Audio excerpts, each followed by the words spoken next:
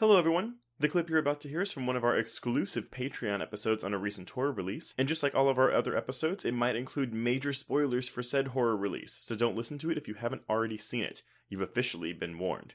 And if you'd like to hear the full episode, just head on over to patreon.com/horrorqueers and subscribe today. Without further ado, here is your exclusive Patreon clip. By the way, though, because I was thinking about their house and how beautiful it was, I'm sure your house porn fetish, by the way, was going off on this, right? Oh my god, I think I came immediately.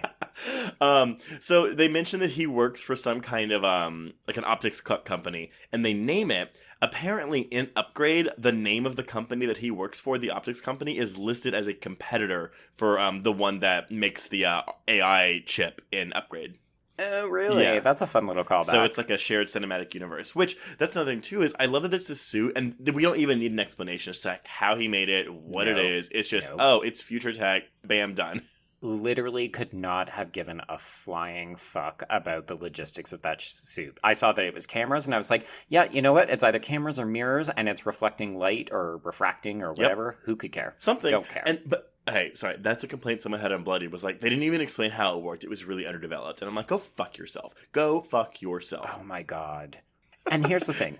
I'm not going to try to come down super gendered in this analysis, but I feel like if you are with Elizabeth Moss's character, Cecilia, or C, you don't care about all of the bullshit like that. Mm-hmm. It's if you are a dumb fucking man and you are not invested in her struggle to escape a serial abuser, then you're like, tell me about how the suit, how did he get into that room when there were security guards? Like, meh. And it's like, well, you're a fucking asshole. That's what it is. It's interesting because the discourse around this film, because I mean, you could argue this is a Me Too film, or that some douche bros might be like, oh, it's woke because it's about an abusive man and blah, blah, blah. All men are terrible.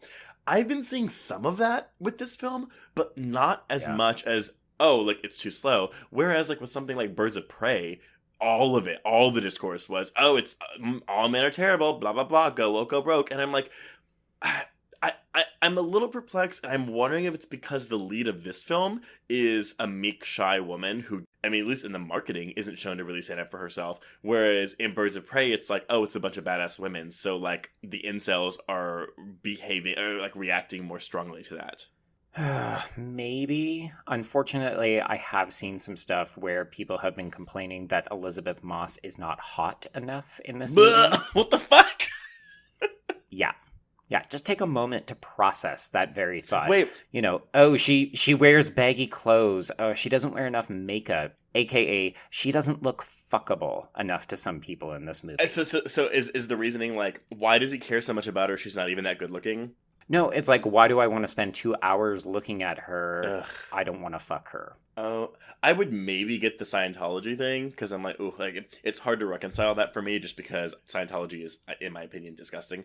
It's the devil, yeah. And it sucks. Every time Elizabeth Moss makes a great movie or performance, which is, P.S., every fucking thing that she does, because she's kind of amazing, I'm always just like, but girl, Scientology? No, an article came out on Entertainment Weekly last week about, like, when is Hollywood going to stop torturing Elizabeth Moss? Because a lot of the roles she's taking are roles that are basically, like, us when she gets murdered by her they're all this. Yeah, it's all that. And my husband was like, what if that's actually her crying out for help? Like, she's taking these roles to be like, help me, y'all. Get me out of Scientology.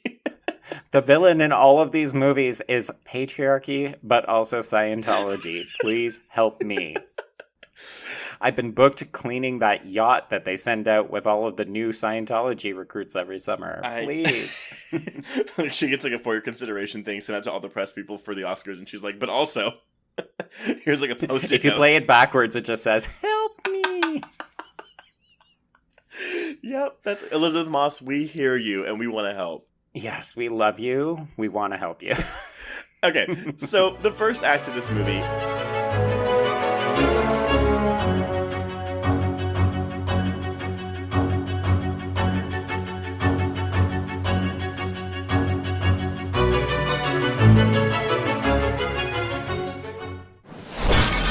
Bloody Bloody Disgusting Podcast Network, home of creepy, disturbing, and terrifying creepypastas, SCP archives, weekly full cast storytelling, horror queers, genre commentary from an LGBTQ perspective, and the Boo Crew for horror-centric interviews. Listen free wherever you stream audio and at bloodydisgusting.com/podcasts.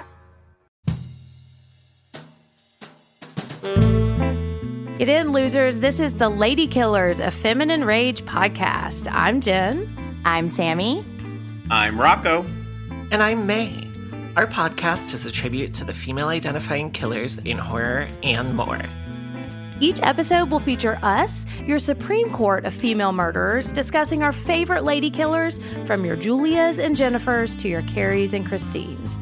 We'll tell her story, decide if it's good for her horror, and answer the most important question of all: would we die for her?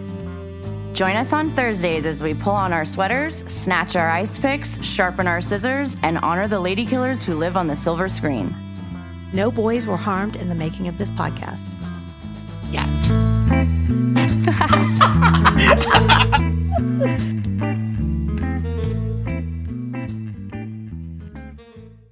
It was late in the afternoon when the professor and I took our way towards the east, whence I knew Jonathan was coming. Jonathan Harker has asked me to note this, as he says he is hardly equal to the task, and he wants an exact record kept. Dear Madam Mina, I have read your husband's so wonderful diary. Strange and terrible as it is true. I will pledge my life on it. God preserve my sanity, for to this I am reduced. Safety and the assurance of safety are things of the past. I am in hopes that I shall see more of you at Castle Dracula.